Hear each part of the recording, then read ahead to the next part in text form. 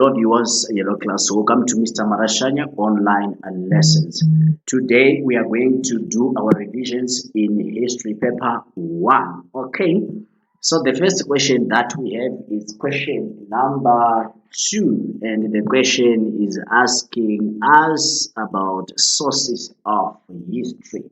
When we are talking about sources of history, we are talking about where we obtain history, where we obtain history. So the first question, which is part A, this one must be written in point form. It says list 5 examples of oral tradition. Okay, by definition, oral tradition, it is historical information passed by the word of mouth from one generation to another, from one generation to another. That's what you call oral tradition. So oral tradition is one of the sources of history, which is actually the passing of historical information from one generation to another by the word of mouth. Okay, so we have examples of what we call oral tradition. Number one, we have proverbs. We also have songs. We also have riddles. We also have genealogies.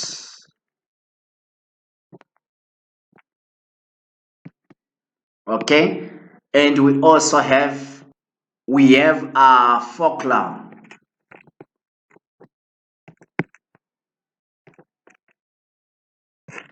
Okay, so these are 5 examples of the information or historical information passed by the word of mouth from one generation to another. So in other words, they're saying as you are passing historical information through the word of mouth, you can either use proverbs, okay? And proverbs, those are short, wise sayings that offer advice or express a truth about life. And we also have songs, and those songs, they tell stories, they celebrate events or express emotions, like that song yekuti mbuyani kufa vachitaura kuti toitora sei nyika. It tells us about what really happened in the past, which we call history. And we also have riddles. These are puzzles that test real knowledge, often used in entertainment or education. Okay, and we have genealogies, which are oral accounts, spoken accounts of family lineages, are tracing ancestral background and also other generation that lived before the generation that is living today. Okay, so this is question number 1. Let's go to question number B. Describe any 6 advantages of oral tradition in collection of history. So when we are talking about advantages, we are talking about merits. We are talking about usefulness. We are talking about benefits. So what are the advantages? What are the merits? What are the benefits that we are going to get as we are using oral tradition as a source of collecting history? As a source of collecting history. So in this scenario, let me just list down those advantages. So those advantages include that we can say oral tradition is good because it is less expensive as compared to other sources of history like written records. You must buy a textbook so that you can actually get written evidence. Okay, so number 1 advantage is that it is less expensive. less expensive. Another advantage is that there is room for discussion between the storyteller and the people that are listening. That's another advantage there. And also another advantage is that it is easy to understand as it uses local language. You must understand that as oral tradition, as history is being passed by the word of mouth, most of the time they use the local language, which is easy to understand, which makes it a better source of history. And also it caters for the illiterate society, which means those who do not know how to read and write. They can also learn history through this source called oral tradition. Okay. And also another advantage is that it gives a clear and visual impressions of what was actually what was actually happening in the past. What was actually happening in the past. And also it provides accurate names of the rulers. For example, that of the Mutapa state. We got to know that the founder of the Mutapa state was called Prince Nyasimba Mtota through oral tradition. And we got to know that the king of Great Zimbabwe was called King Chibata Matose through oral tradition. So these are the advantages of oral tradition. But you must also understand what you call the disadvantages of this source. Because this source is not 100% accurate, it has its own demerits, it has its own limitations. So let us discuss about the disadvantages of using oral tradition as a source of history. Number one is that it is a dead blind, which means it failed to give accurate dates. When you're talking about dead blind, it means it fails, it cannot provide accurate dates. It cannot provide accurate dates. That's another disadvantage. That's the first disadvantage. Another disadvantage is that it lacks what you call chronology, which means order of events. Kana munhu achida kunarrata anything zvinonetsa kuti angonarrata nemusoro in order. That's why paine need yekuti atanga anyora zvinhu zvake in order. So oral tradition yakaipira kuti it lacks chronology, meaning order of events. Okay, and also in oral tradition, information can be biased, can be distorted due to exaggeration, meaning going beyond the truth. So many people, as they are telling their stories in music, in proverbs and other things, they tend to exaggerate, they tend to actually go beyond the truth. So this is another disadvantage of obtaining history from oral tradition. Information can be exaggerated in trying to impress the audience. Okay, and also there is going to be loss of information due to death. Okay, there is going to be loss of information due to death. Vanhu vanofa, and if they die vanoenda the information that they had. Okay, so you need to be careful when you're using oral tradition.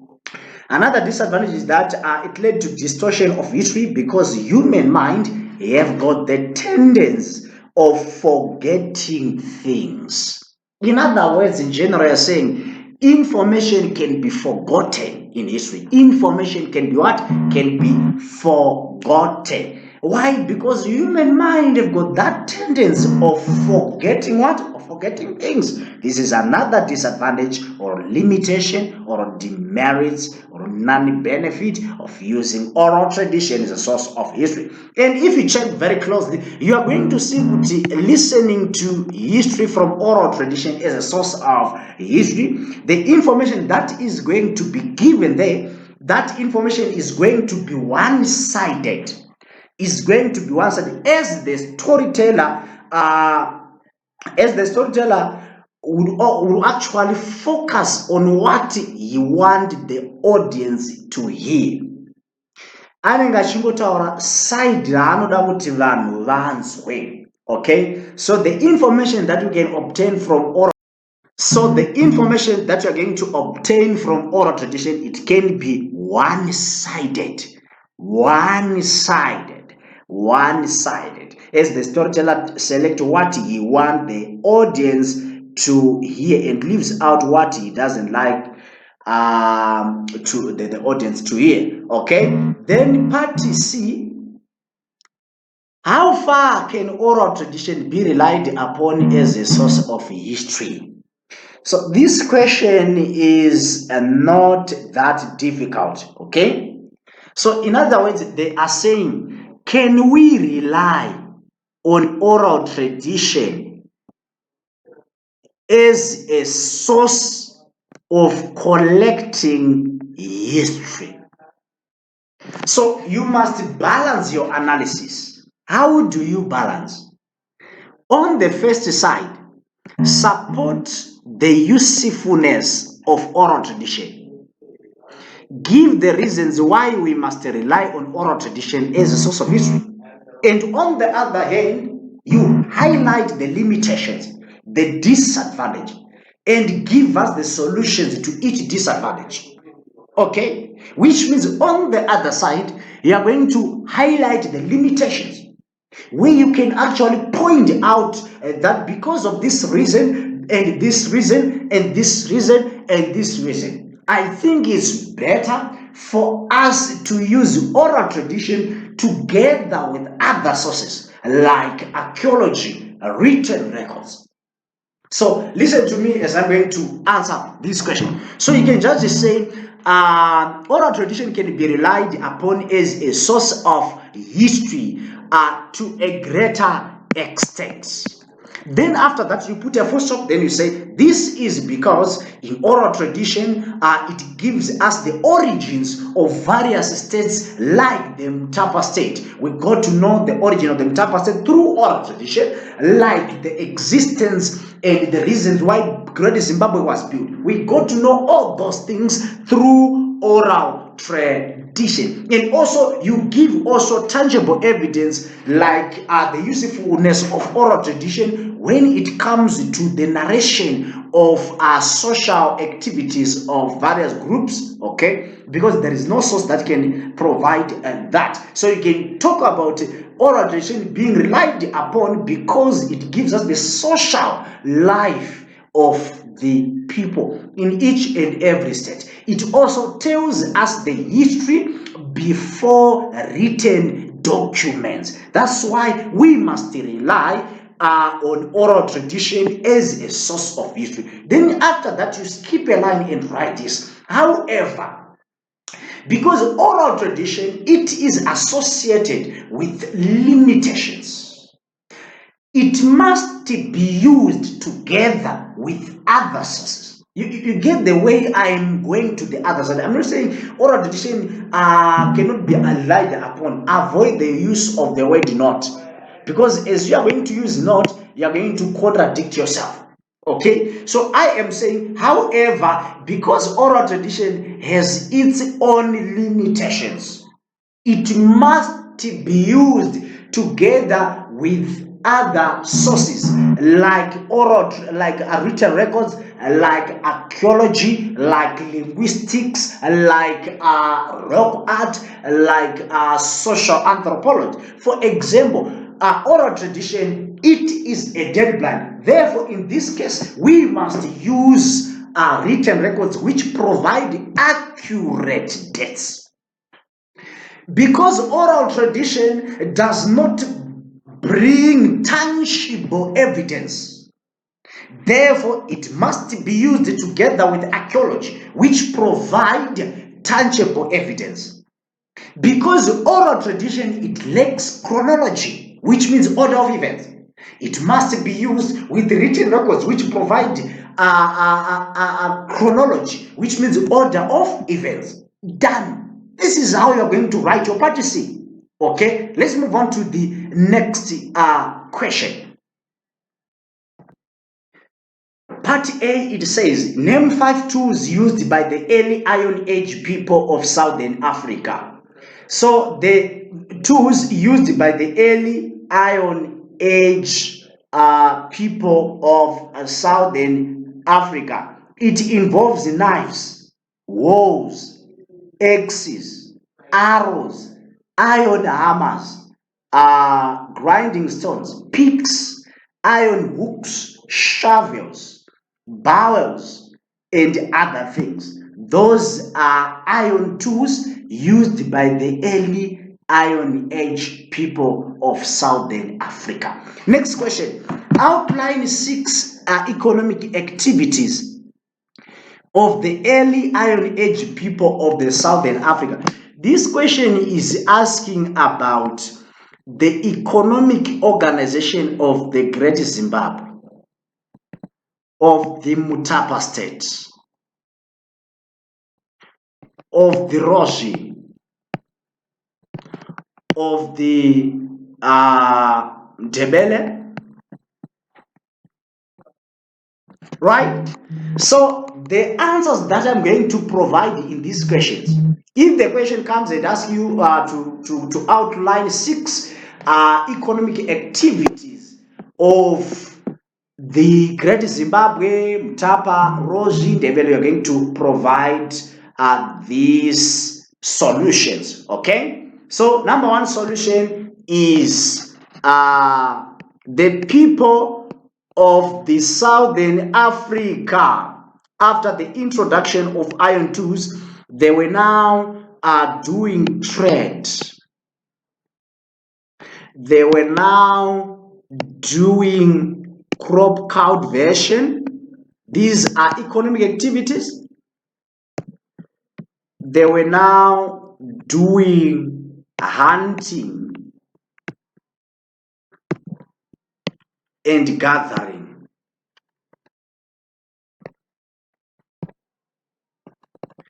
They were also doing tribute payment.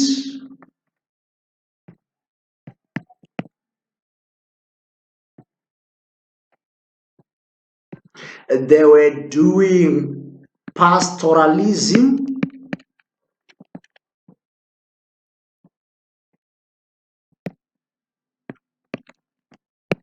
Number 6, they were doing what does it trade? What mining? Can put mining here. Number 7, they were also doing fishing. Okay, they were also doing raiding. I'm going to list just these few points. So if the question comes and asks you about the economic activities of the Great Zimbabwe, write these answers. Of the Mutapa, write these answers. Of the Roshi, write these answers. Of the Ndebele, write these answers. You get a sense?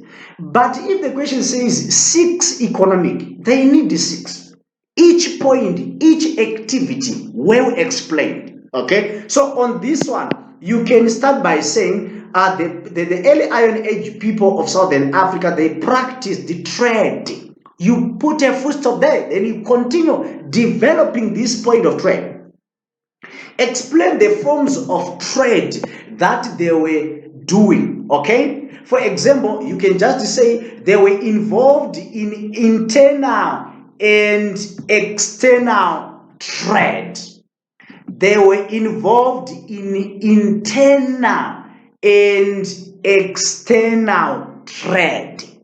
Okay, in internal trade, they trade among themselves, and in external trade, they trade with the foreigners. For example, the Portuguese, for example, the Arabs, the Swahili, especially the people of the Great Zimbabwe. Okay, if possible, you can also tell us the importance of trade to these people. Why was the trade important to them? Obviously, trade was important to them. Why? Because it was the one that actually accumulated wealth. It was one that led to accumulation of wealth. And they were now able to obtain those things that they cannot produce, like mabengos, like mamiras. Okay? Then we move on and talk about crop cultivation. What is it? They were growing crops like. All right. So you must explain what we call crop cultivation, which is growing of crops. For example, sorghum. They were growing sorghum, millet, rapoko, and other things. And he goes on and explain to us why it was important to them, why they were doing crop cultivation. Wawaudza kuti crop cultivation was significant, was crucial, was important, mainly because it ensures food security. Okay? By doing so, you are done. Move on to the next point, hunting and gathering. These people, the early Iron Age people, they were also doing hunting and gathering. Okay? They were also doing hunting and gathering. Hunting, you tell us, hunting was done by men. They hunted big and small animals to supplement their diet. Okay? And gathering, tell us, was done by women and children. Okay? Tell us what they gathered so that we can get 2 marks for each point. You move on and talk about tribute payment. You tell us what is tribute. It was paid to the king as a sign of loyalty and respect. It was paid in form of iron tools. It was paid in form of grains. It was paid in form of various things just to show respect and loyalty to the king. Why was tribute important in the state? It ensures that there was going to be good relationship between the king and his people. Okay, and it was the easiest way for the king to know who is about to rebel against him. You get the sense? For example, the people of the Ndebele Lobengula was testing the Shona chiefs to test their loyalty through tribute payment, and each time they failed to pay tribute to the king Lobengula, Lobengula will respond by punishing them through raiding. And it is believed that in 1893, it was the main cause of what he called the Anglo-Ndebele War, where the Shona chiefs started to refuse to pay tribute to the king. And the king saw that these people, they're about to rebel against me. And he started punishing them through a raiding. You get the sense? So this raiding was very, very important in each of every African state. Why? Because it was there to help the king to see if the people, they are still loyal and respectful to him. We move on and talk about pastoralism, well known as animal rearing. They kept animals like goats, sheep, and cattle. Why they were keeping all these animals? These animals, they were important, especially cattle. It was important because this is where they obtained animal skins. This is where they get meat. This is where they get wealth, because during that time, cattle was a symbol of wealth. So cattle was important. Pastoralism was important, animal rearing was important. Why? Because it supplemented their diet. It ensured food what? Security. And remember, in the social organization, it was believed that the one with a large number of cattle was regarded as powerful and could gain political power, and he was only the one who was allowed to marry many wives because aikwanisa kubvisa mombe dzeumai. And number 6, mining. What is mining? It was done in the Mutapa state, in the Great Zimbabwe, in the Rose state, in the Ndebele state, and they mined minerals like gold, silver, and they used those minerals in payment of tribute. They used those minerals in external trade. What about fishing? They were also doing fishing and other things. Why was fishing important? It was there to supplement their diet. And raiding, they also raided other states, especially the weaker states. The main reason behind raiding was that so that they can obtain energetic young boys. And as for the Ndebele state, they were doing a raiding so that they can get beautiful wives. You get the sense? So this is the economic organization or activities of the early Iron Age people of the Southern Africa. Let's move on and talk about part C. To what extent did the iron technology contribute to the rise of classes within the societies of the Southern Africa? Can you say the coming of iron technology contribute to the rise of classes within the societies of the Southern Africa? So how do you answer this question? So they are saying the introduction of iron technology, it was the one that contributed to the rise of classes within the Southern Africa. This view is true, is valid to a great extent. Why? Because if you check very closely, you can see that the introduction of iron technology, you can see that among the people who were there, some of them were gifted and they become candidates for leadership. Because remember, before the introduction of iron technology, there was no leader. The elder was the one who was leading the war group. Remember the history of the Khoi and the Seni people. You get the sense? So after the introduction of technology, iron technology, some of the people who were there, they were gifted and they become candidates for leadership. That's how it contributed to the rise of classes.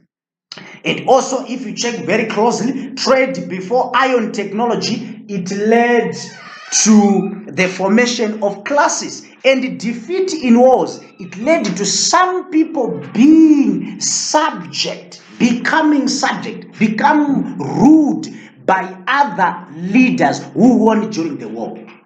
So you can see that it is the introduction of iron technology that led to the rise of classes. But on the other hand, you can see that the introduction of iron technology, it also led to the formation, the rise of many things.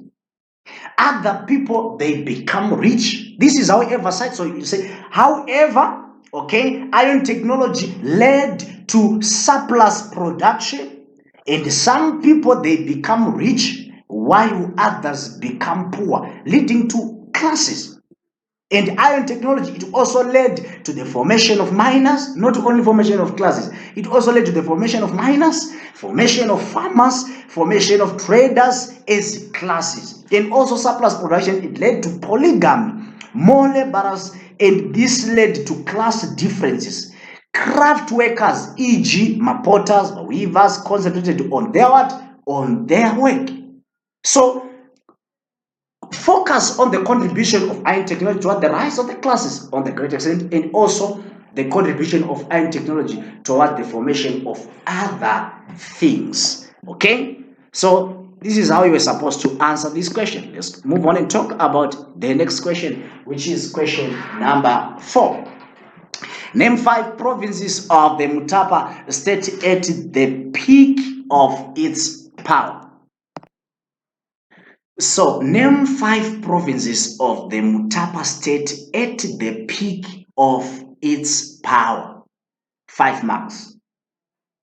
So, the provinces of the Mutapa state, it include Manyika, Uteve, Talara, Guruswa, Mbire, Dande, Barwe, Torwa, Chidima, Sedanda, and the others. Okay, so this is part A, and you're going to get 5 marks. And part B says, describe the 6 economic factors that led to the rise of the Mutapa state. So also on this part, I am going to show you economic factors that led to the rise of the Great Zimbabwe, that led to the rise of the Rozi, that led to the rise of any African state before colonization. Right, so those factors include, number 1, Availability of water,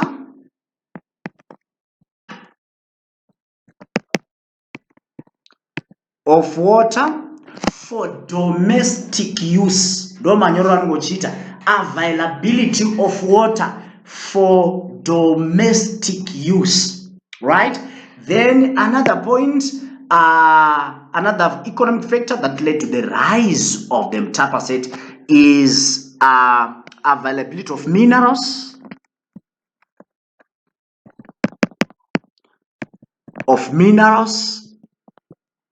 minerals for what? For trade.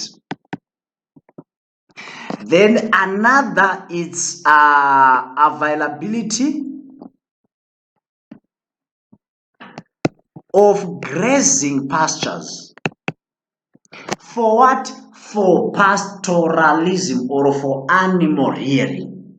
What else? In terms of economy, it was availability of game. For what? For hunting. Availability of fertile soil. For what? For agriculture. Right? How many points? 1, 2, 3, 4, 5. Okay. All right. Another factor that we can put in place is actually availability of rainfall. What was this for? It was there for agriculture. So these are the factors. If the question says the factor that led to economic factors that led to the rise of Grace Zimbabwe, these are the factors. Economic factors that led to the Mtapa State, these are the factors with their explanation. Okay. Then moving on to the next one, how important was the army in the expansion of the Mutapa State? So in this question, they are asking about the significance, the importance of army towards the expansion of what? Of the Mutapa State. Towards the expansion of the Mutapa State. So, to a greater extent, of course, I'm going to talk about the importance of army, and on the other hand, I'm going to talk about the importance of other things also that led to the expansion of the Mtapa State. So, obviously, it is true that the army was very important in the expansion of the Mtapa State. Why? Because it conquered new chiefs with the Mutapa as commander. It also collected tribute from sub-chiefs and tributary states to make them loyal to the Mutapa king, and it also punished the rebellious. It was the army that was doing that duty, and also the army, it helps in the expansion because it defended the state from external attacks, it protected trade routes, and also on the other hand, now going to the other side, you are going to skip a line and write, however, other factors were important, right? For example, alliance with the priests of Zivaguru, it helps the expansion of the Mtapa State. For example, support from local people made expansion possible. Individual Mutapa rulers qualities, for example, Mutapa Matope made expansion what? Possible. In other words, they're saying my leadership abilities of Nyatsimba Mtota and Nyaneo Matope made the expansion possible. And also weakness of the local people's weaknesses of failing to resist occupation made by expansion, it made it possible. Okay, so these are the questions, and on the next part we are going to talk about the Ndebele, and also talking about the works of the missionaries. So I am going to use other questions so that you can benefit from those questions.